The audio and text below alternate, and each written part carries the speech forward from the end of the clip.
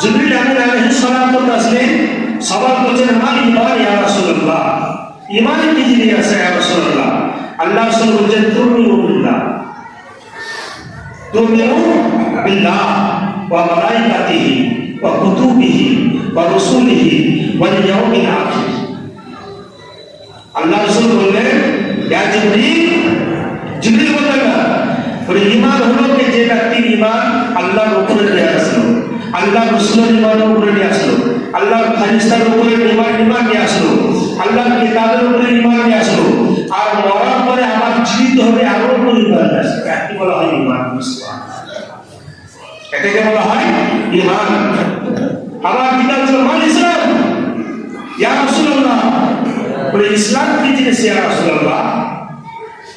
তো বললেন তা'বুদুল্লাহ, আল্লাহ তুমি ইবাদত করো, তা'বুদুল্লাহ আল্লাহর ইবাদত বন্দেগী করো, আর লা শারীকা লাহ, আর আল্লাহর সঙ্গে কোনো জিনিসকে তুমি শরীক করিও না, আল্লাহর সঙ্গে কোনো জিনিসকে তুমি শরীক করিও না, আর মহান আল্লাহ রাব্বুল ইজ্জাতের তুমি কি করো?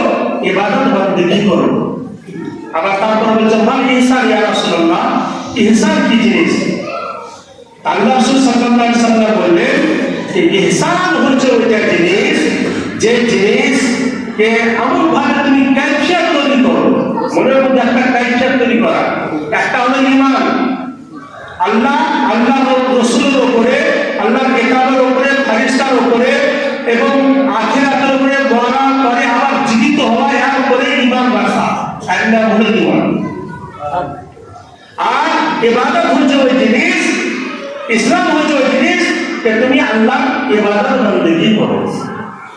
তৃতীয় জিনিস বলছে মান ইহসান, ইহসান কি জিনিস? আল্লাহ রাসূল বলছেন যে কাইফিয়ত তৈরি করা। বলেন কাইফিয়ত কি তৈরি করা? আল্লাহ রাসূল বলেন যে তুমি নামাজে দাঁড় হচ্ছো, তো নামাজে দাঁড় হওয়ার সময় তুমি একটা কাইফিয়ত তৈরি করো যে আমি আল্লাহকে দেখছি বলে সুবহানাল্লাহ। তোমার এটা যদি না হয় তো তুমি এটা মনে করবে না যে মহান আল্লাহ রাব্বুল ইজ্জত আমাকে দেখছে। এটাই নাম হলো কাইফিয়ত বলে সুবহানাল্লাহ। এর নাম হলো কাইফিয়ত।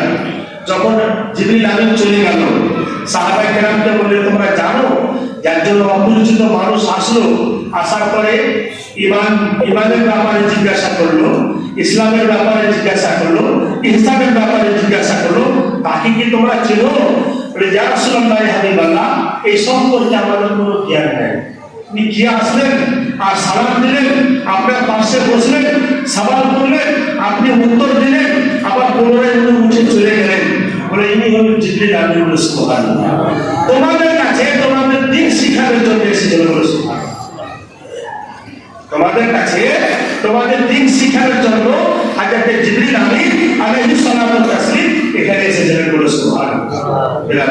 এটাই হচ্ছে দ্বীন, এটাই হচ্ছে ইসলাম।